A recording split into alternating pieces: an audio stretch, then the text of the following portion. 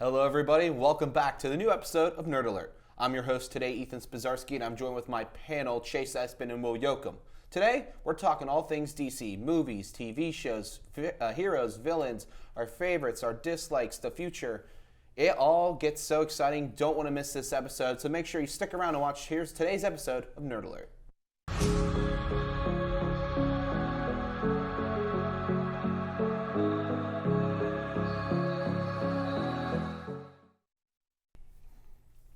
Hello, welcome to our first segment. Today, we're going to be talking, for our first segment, we're going to be talking about, our favorite TV shows, our favorite movies, comics, characters, and I'm going to throw it to a guy who hasn't been on here before, so we want to give him a huge round of applause if you're at home for coming out. Chase Espin. Chase, I want to hear what you have to say about what you think about DC.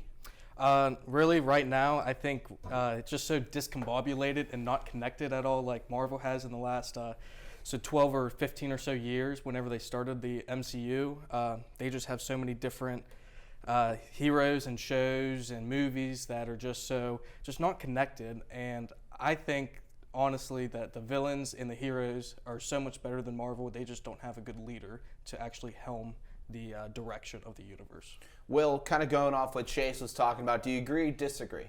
No, I agree entirely. I mean, so far in the past few years, DC's been on a complete downward spiral, I would say, just because I don't think they have like a certain direction that they're going in. I mean, obviously bringing in James Gunn, I think, is helping them find a direction on what they want to do with their new DCU, as they're calling it. But other than that, I mean, there's no like high standard right now set for DC movies. So I mean, there's some that I'm excited for, but there's some that you don't really know what's going to happen. And Chase had made a mention that he believes the heroes and villains in DC are actually better than Marvel's. How do you agree on that, or do you agree or disagree on that statement? I mean, that's debatable. It's always debatable, as a lot of things are on this show. You can say that Batman is a better playboy, philanthropist, genius type of person than Tony Stark is. I mean, they people can compare them all the time. So it's obviously really debatable.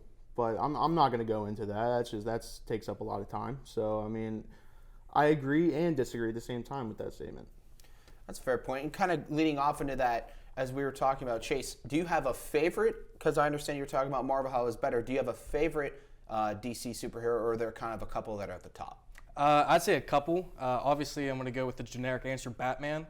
Not only just because I think Batman's the best superhero, but his villains kind of feed into his character itself. I'd also put the Flash up there as one of my favorites, and then I'd also put the Green Lanterns, whether that's Jonathan Stewart. Green Lantern, I'll be honest with you, one of the times I have talked DC with people, Green Lantern is not usually a movie a lot of people pick, so I am a little bit surprised to hear that. I agree with you. Batman is my personal favorite superhero. I like what they've done with the Flash animated series and what they've done on like the CW and stuff with that Flash series. But Will, now we're going to kind of throw it to you for your favorite DC hero. This is a tough one. I'm not going to say Batman like everybody else. That just seems too obvious. I mean, I'm going to say that my dad loves Batman. He grew up watching the Adam West Batmans. For me, I'm probably just going to stick with the Flash, not with everything that's going on with Ezra Miller. But I love the Flash. I think his powers are extreme. Like, you can go into depth with what his powers can do. He can't just only run fast. There's a lot of things he can do, including time travel, which is interesting. So I'm going to go with the Flash. Flash, and quick side topic, it could be a yes or no answer. Who do you think would win in a race, Superman or the Flash? The Flash. The Flash? How about you, Will? I think Superman would, knock him out and then just win the race at that point. I think he would just, give him one quick punch, knock him out of the race. The only reason I'd say Flash is because he is primarily known for his speed. Not that, like Will said, he is also known for other superpowers he has and the other abilities he's able to use. But getting back on track here, now we made a little bit of discussion about the DC villains as well. Do we have a kind of in the same understanding? Do we also have a couple favorite DC villains? Do you have a couple, or just one, or is there? I'd say it's probably a couple. They kind of span with my favorite superheroes. I'd say probably Mr. Freeze for Batman. I like him a lot, his kind of character arc and his story itself. And then for the Flash, I love the Reverse Flash, just because it's a direct opposite, and he was created to essentially defeat the Flash. So those are probably my two favorite villains. How about you, Will? I want to ask Chase a quick question before I go into mine. Yeah. Chase, so when you said Mr. Freeze, do you like the Arnold Schwarzenegger version of Mr. Hate it. Freeze? Hate it. I think the only live action one so far is probably on the CW show Gotham, where they have him. His whole motivation is he's trying to save his wife's life, and so he's not really a villain in the sense. He's he's doing what he thinks is morally correct. He's misunderstood, and that's how a lot of villains are seen. Everything they do is in good light. But my favorite villain, he knows what he's doing is wrong. There is no, there are no morals when it comes to my favorite villain, and that's the Joker. That's a generic answer, but you can't go wrong with the Joker. I mean, everything he does, there's no rhyme or reason to it. You can never figure him out. He's just completely mysterious, and you don't know why he does what he does. You don't know who he is, but he does it because he loves to do it. He loves to cause pain and misery, and it's so interesting to me. I fully agree with you then, Will. And it kind of started with the Batman the Animated Series back in 1999 that I started to fall in love with the Joker. Then when they did Batman Beyond, I really liked what they did. The first ever episode they ended up rolling, getting the Joker involved, like the new Batman coming in because Bruce Wayne's old and he can't do it anymore. So I really like what they did there and how they handled the Joker.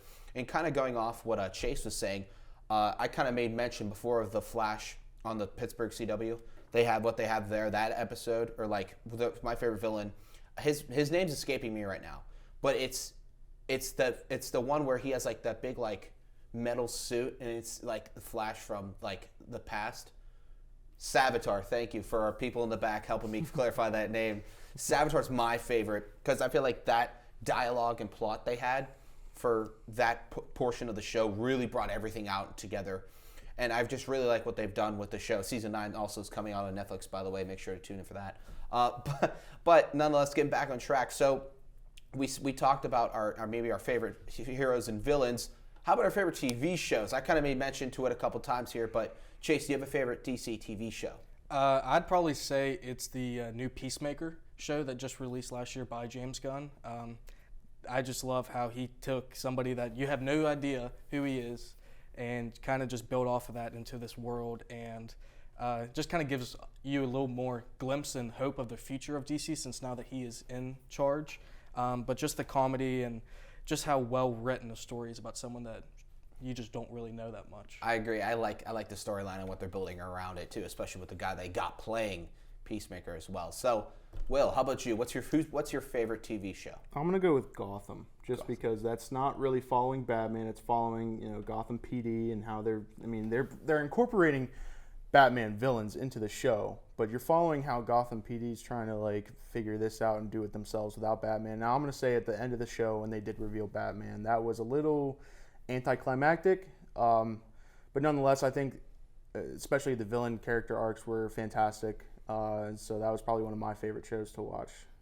I agree with you. And I personally, my favorite show was Justice League. It was the animated series they had on the entire Justice League, every superhero. They combined it like a lot of multiverses, and it kind of followed the same cartoon aspect of the animated Batman and Batman Beyond. So personally, that's my favorite, and that's kind of going back in time a little bit. It's not something new they created. The show did end as well.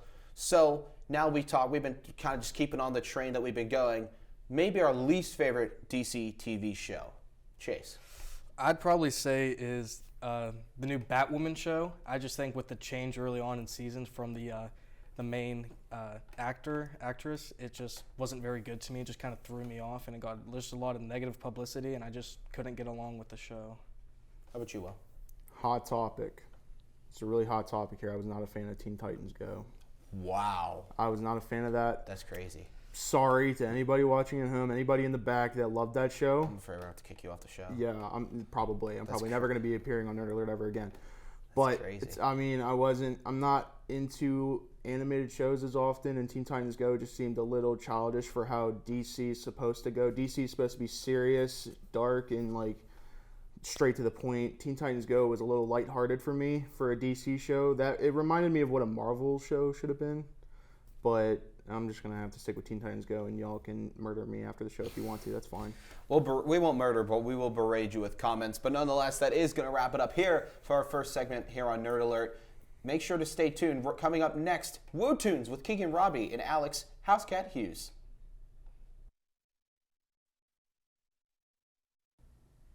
Welcome back to Woo Tunes on Nerd Alert. I'm Keegan Robbie, joined by Alex Hughes, and today we'll be talking about the 100 and the top 10 in the billboards right now.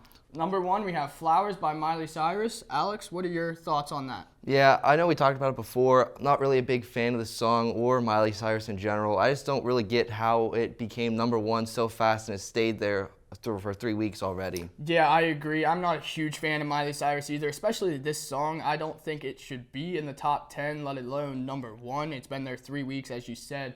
But we'll move on to number 2, Kill Bill by SZA. What are your thoughts on that? I think this one's a pretty good song. I like SZA. She's not my favorite artist, but again, I think she's pretty good and puts out pretty good songs, and I think this is another one. Yeah, I think this song is pretty good too. I don't know about number 2 on the 100, but it should be up there. I say top 10 at least. Yeah. But number 3, we have Creepin' by Metro Boomin, The Weeknd, and 21 Savage. I like this song. What are your thoughts, Alex? Yeah, this is another one that I love on the charts. Whenever you put these 3 together, it pretty much always comes out with a really good song, and I think this is just another example of that. Yeah, I agree. I love this song. Always listening to it in the car. But we'll move on to number 4, Anti-Hero by Taylor Swift. You know my thoughts on Taylor Swift. I love Taylor Swift. Huge Swiftie fan. What are your thoughts on this song? Yeah, I'm not as big of a Taylor Swift fan as you, obviously, but I still like her songs, and I think this is probably the best one off of her newest album. Yeah, Anti-Hero, obviously one of the better songs. It's been in the top 5 for a while now. We'll move to number 5, Unholy by Sam Smith and Kim Petras. What are your thoughts? I don't really like this song. I know you've talked about before you liked it, but I'm not really a big fan of it, not a big fan of Sam Smith, and I think the Grammy performance that they did really kind of turned me off even more from it. So yeah, not really my cup of tea. Yeah, I like this song. I wouldn't say top 5 in the top 100, but it should be at least in the top 50, top 25. I don't know about putting it at 5. But number 6, Die For You by The Weeknd. What are your thoughts on this? Yeah, The Weeknd is one of those great artists that just continues to put out great songs. This is just another example. I expect this one to probably get even higher than it is right now. Yeah, I agree. Love this song. Love this song. We'll go to number 7. I know you like this song as well. I'm Good by David Guetta. What are your thoughts? Yeah, this is a good song. I didn't expect it to get up into the top 10. I really didn't, but I don't think it's going to stay that long. But I do think it's a good and enjoyable song. Yeah, I think it's an okay song. I don't see it staying in the top 25 for very long, if we're going to be honest. But we'll move to number 8, Rich Flex by Drake and 21 Savage. Love this song. We kind of talked about it. Really like this song a lot. What are your thoughts? Yeah, it's definitely my favorite song that's in the top 10. Drake and 21 Savage always hit. The album, Her Loss, one of my favorites of the year. Yep, and we'll move to number 9, As It Was by Harry Styles. I love this song. I've always liked this song. Sad to see it drop down in the charts, though. It's at number 9. It was higher last week. What are your thoughts? Not a big Harry Styles fan. I can understand why people like this song. It's really catchy. It gets stuck in my head even though I don't like it. But yeah, I'm just not a big Harry Styles fan. Yeah, then we'll move to number 10, Just Wanna Rock by Lil Uzi Vert. Both like Lil Uzi Vert. I like this song a lot. What do you think? Yeah, I think it's a great song. Lil Uzi Vert's another one of those guys that continuously pumps out a lot of great songs. I think this is another example. I'm glad to see it in the top 10. Yeah, I agree. Just Wanna Rock. It's going to be in there for a while. But that's all we have for this episode of Woo Tunes. We'll be right back, though, with Movie Minute with Aaron Lang. Hi everyone, welcome back to another Movie Minute. I'm Erin Lang, here to give you some more movie updates. Starting us off today is the CW's DC show, The Flash. The show is in its 9th and final season and premiered just this past Wednesday, February 8th. A lot of the cast is familiar, with Grant Gustin playing The Flash, Candace Patton playing Iris, and other actors like Danielle Panabaker, Jesse Lee Martin, and David Ramsey. However, those aren't the only familiar faces. Fans of the show and DC will also see heroes such as Dreamer, Batwoman, Kid Flash, and Green Arrow.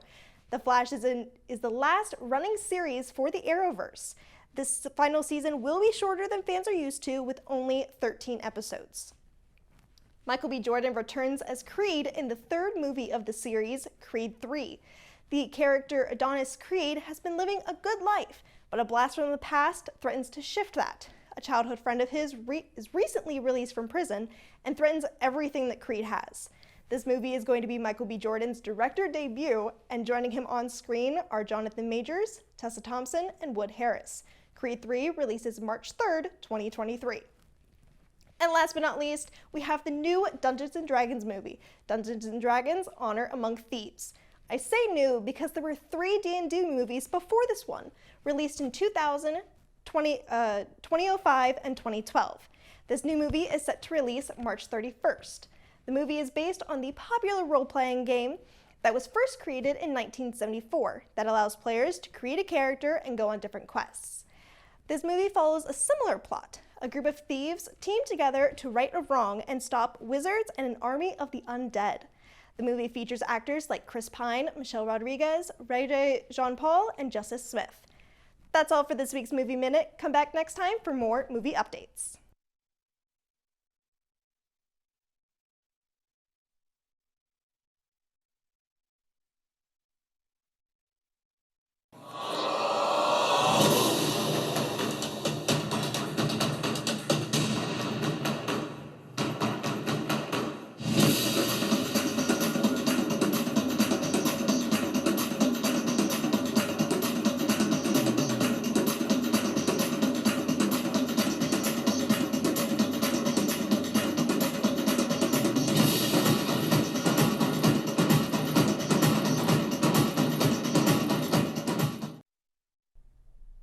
All right, guys, welcome back to Nerd Alert. I'm Ethan Spazarski again, and this time for our second segment, we're going to be getting into the movie aspect of things. What we like, what we dislike, but specifically about the Warner Brother movies. Just for context, Warner Brother has been making more of the recent DC movies, just for context. So I'm going to throw it to our DC expert, Chase Espin. Chase, talk to me. What do you like, what do you dislike overall about all the movies that Warner Brothers has made? I would like to say the likes about it was probably the original plan that they had, how they had Zack Snyder was the helm of it, sort of the Kevin Feige for the DCEU.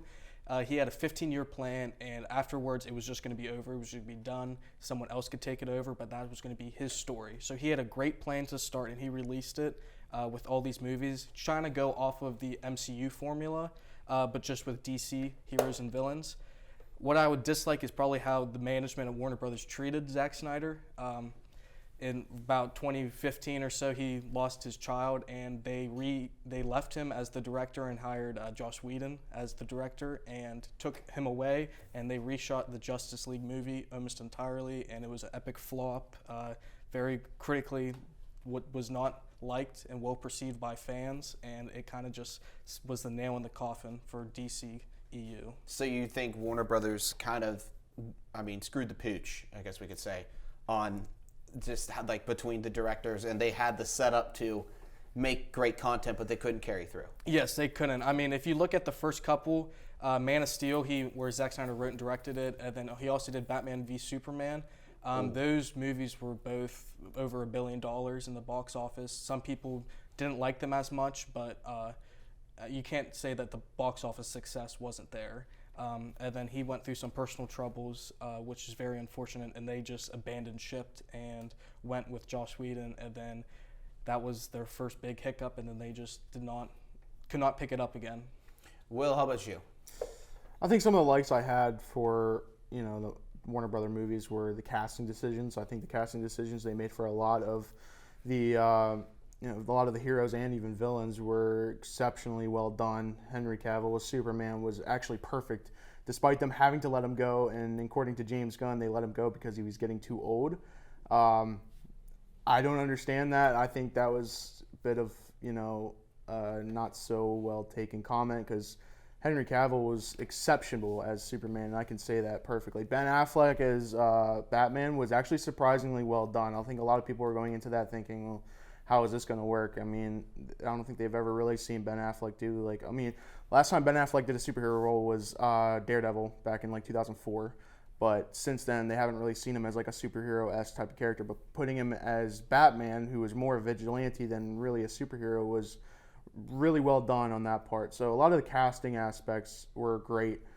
I'm going to have to agree with Chase on the dislikes. I mean, when it came to what they wanted to get done and Warner Brothers screwing the pooch, as you said, and just throwing everything they had away, any plans that they had for the series moving forward, they just decided, nope, we want to do our own thing. We'll make it work somehow. Obviously, we're going to make money. That's what they wanted, was money. They didn't care about the storyline. They didn't care about the fans. They wanted money, so they didn't care how they were going to get it, and it definitely showed on the screen. Sounds like the Pittsburgh Pirates. You both kind of had the same understanding between directing and casting. They felt they did a pretty good job, but not carrying through is what I'm hearing is most of the dislikes. So I could get behind that as an understanding DC fan. Now, kind of switching gears here, Favorite and least favorite DC movies, specifically Warner Brothers. Chase. I'd have to say Zack Snyder's cut of the Justice League, the over 4-hour film that was released on HBO Max due to the fans demanding that they release the Zack Snyder uncut version. I think that's my favorite DC movie ever, just because, I mean, it just tells such a great story and can set up so much more for the future of DC if they just would have stuck with it. And it just is an utter shame that it was not in the movies, in the theaters. My favorite, I'm going to go with Batman v Superman. Unlike Chase, I don't have the patience to sit there and watch a over 4-hour cut version of the Justice League. I mean, I could sit there and watch a 3-hour cut of Endgame all day long, which I did, but could not sit there and watch a 4-hour version of, the Snyder cut, especially how the way they formatted it. I couldn't do it. So I'm going to go with Batman v Superman. That one was really well done. It was a very good storyline. Honestly, I think it should have been a no-brainer who was going to win, but it really wasn't. I mean, that fight was thrilling. And there was also points in time during that movie you could see some of the Justice League being formed. I believe Ezra Miller's Flash was brought into the movie, as well as Jason Momoa Aquaman was also brought into the movie as well. So I mean, they did a very good job at building up to the Justice League at that point. I think it was one of the better Warner Brother DC movies made out. I'm going to completely agree with you, Will. I think Batman v Superman was also my favorite movie. The hype behind it, there was a lot of hype behind the movie coming up and how it was going to be brought out, and I think if there's anything they were able to deliver on, it was that movie. So, I mean, considering you spent $1 billion+ on it, I hope it's good because that's a lot of money. So, kind of quickly wrapping up this segment, guys, least favorite movie? I'd say it's the second Wonder Woman movie. I liked the first one a lot. I just didn't like the direction that the movie kind of went towards. I think they should have went for a more grounded one. I think Wonder Woman and World War II worked really well. I think they should have kept it around the same time period. I just really think that if they didn't do that, then they should have had it on her in where she is from, like they're doing the new TV show on. I think a more grounded Wonder Woman movie would be better. I'm going to have to agree with that, too. I mean, the second Wonder Woman, I'm going to give them the benefit of the doubt. It's hard to make a sequel off of a really good first film. It's hard to do that. But, I mean, they had a lot of comic books to work with. They could have chose any storyline they wanted to go with that second movie, and they should have worked with a more grounded one, as Chase said. So, yeah, second Wonder Woman movie is my least favorite. I've heard a lot of unhappy comments about the second Wonder Woman movie, so I can understand that. And as we finish up here on our second segment, we're going to get ready for our final segment. But first, let's turn it to Level Up with Trey Womble. Welcome back to Level Up. I'm Trey Womble, and today I'll be going over new gaming content for the months to come. To start off, we have the new release of Hogwarts Legacy.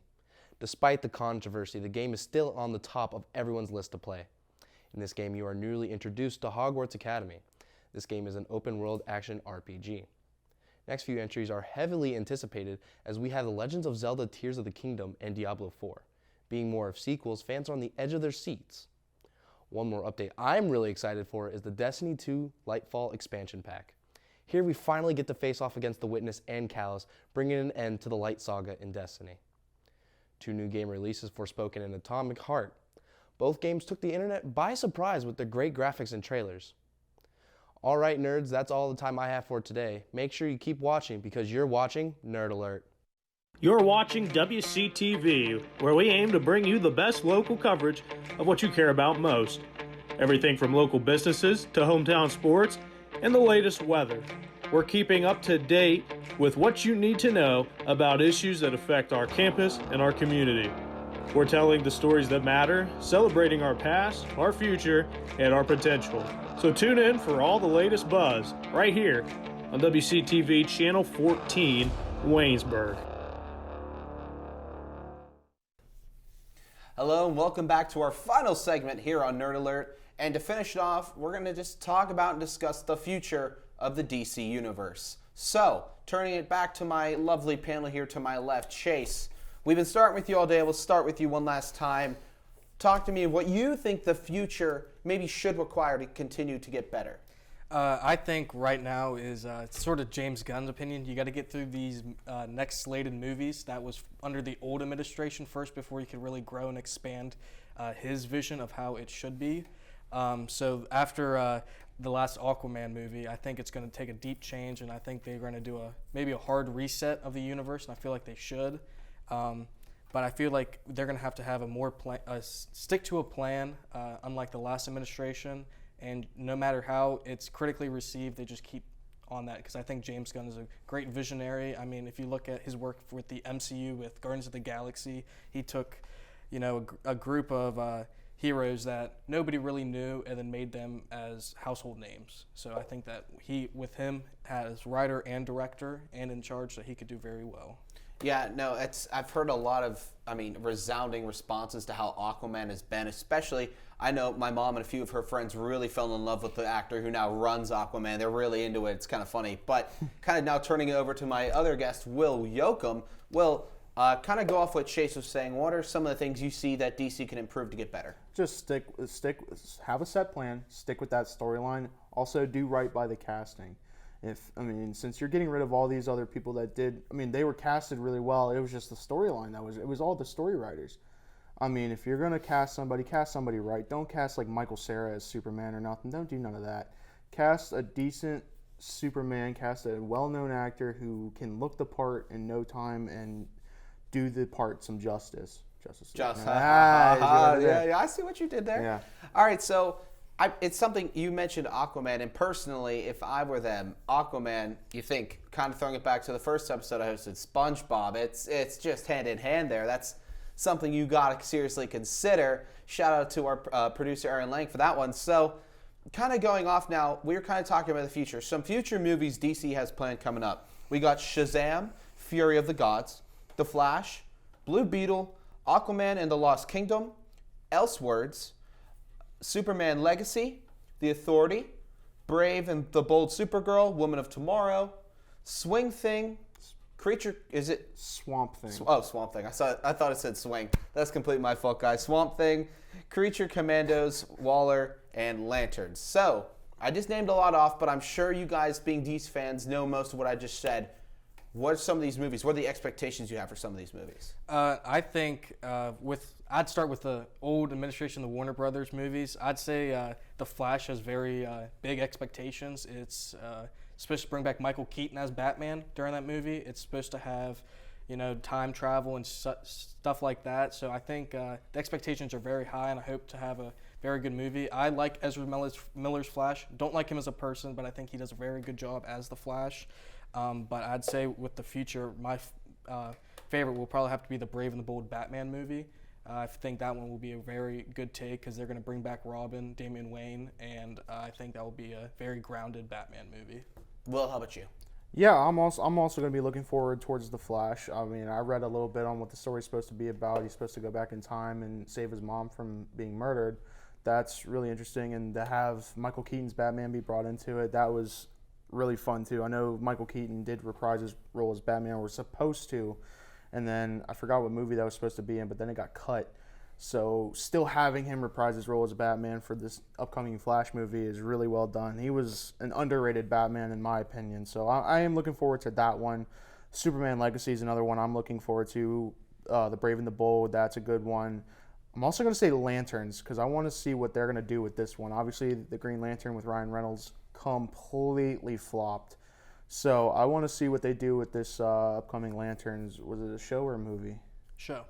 I want to see what they do with that, and I hope they do really well with that and reintroduce Green Lantern within the DCU. That would be great. Yeah, no, Chase mentioned it before as one of his favorite superheroes was actually Green Lantern, so that kind of opens up a can of worms like, oh, how are we going to do it? And Ryan Reynolds having a flopping movie surprises me. He did, I think we can all agree, he did an excellent job at, we can't say it, Deadpool, but shh, don't tell DC we told them that. So, kind of going off of it, now we talked about high expectations, maybe what are some movies that you're afraid or don't think are going to do as good? I'd say, I'm not sure about not do as good. I'd probably say The Authority. I just don't know much about that cast of heroes, but I know James Gunn's going to be integral in writing that storyline, so I think it could be like a Peacemaker type show where he could just make something magical happen. Magic. I love it. How about you, Will? Creature Commandos. That's another thing where I'm not too sure on what Creature Commandos is. Again, we'll let James Gunn do his thing and maybe introduce this to me and maybe have me research on my own time what they are, but we'll see what happens. Also, and this is the next thing that is coming out within a few weeks, Shazam! Fury of the Gods. I don't know how that one's going to go. I don't really have too many high expectations. I know the first one was well received, but now we're dealing with a sequel to that movie, and this one was also halted because of the pandemic that had happened. So I don't really have high expectations for this movie, but we'll see what happens. So those are the two things I'm not. Kind of, you talked about the last thing I want to talk about, just real quick. You made mention to it, the originals versus sequels. Originals or sequels? Which one do you guys like better? I like an origin story much better. I usually like the first movies just because they have so much story to tell, and most of the time it's very well done. So I kind of like the origin story. Kind of explains the character for a lot of people. How about you, Will? I would like sequels if people knew how to do sequels properly. I mean, I just feel like if they're doing sequels, it's almost like they completely throw out the original story. They're doing a sequel like almost separate from the original movie that they tried doing. So I'm going to have to agree with Chase here. I like the originals better. Not so much that I like origin stories just because DC has done the, I mean, we've seen so many origin stories of all these heroes so many times. I don't even have to go into Batman's origin story. You don't even have to like DC to know Batman's origin story at that point. That's how many times they've done it. So, I mean, I want to say sequels, but I'm going to have to stick with the originals just because they are much better. It's much easier to make them. And a question I forgot to go over, and I feel like is actually a pretty good and important question to talk about. What kind of heroes or villains? I know Will and I did this with Marvel. What kind of heroes or villains do you want to see maybe make a return here with DC, whether it be TV or movies? Chase. I'd probably say I think a live action Mr. Freeze is much needed. They haven't had one since the 90s, and it was not very good. Did not like Arnold's portrayal of the character, but I think a live action one, and I've heard a lot of fan castings and fan theories, is for the Batman 2 with Robert Pattinson, having him be the main villain, I think, because he could be a more grounded villain instead of more of a super villain type thing with special powers or something. So I think he'll be a very good villain. Alrighty, Will, finally with you. Yeah, I think a live action Clayface would be really interesting. Clayface, one of the powers he can do, he can shapeshift into anybody I think he wants. Emphasis on Clayface. Yeah, thank you, Sparky. Yeah. But I think bringing him in and maybe even like throwing it doesn't just have to be Batman. I mean, a DCU villain can be a villain for any one of the DCU heroes, but him being brought into the mix and like confusing everybody on who's who and maybe bringing in a distrust amongst the heroes of that movie, I think would be really interesting, and having them try to find that trust to know who's who while dealing with Clayface. You don't know what you're going to expect. So, alrighty, guys, that is unfortunately all the time we have here for Nerd Alert. I want to thank everyone for tuning in. I want to thank my panel again, and special shout out Chase Espin and Will Yoakum for coming out today. Make sure to stay tuned live here on WCTV. For everything else Nerd Alert, we'll see you guys next time.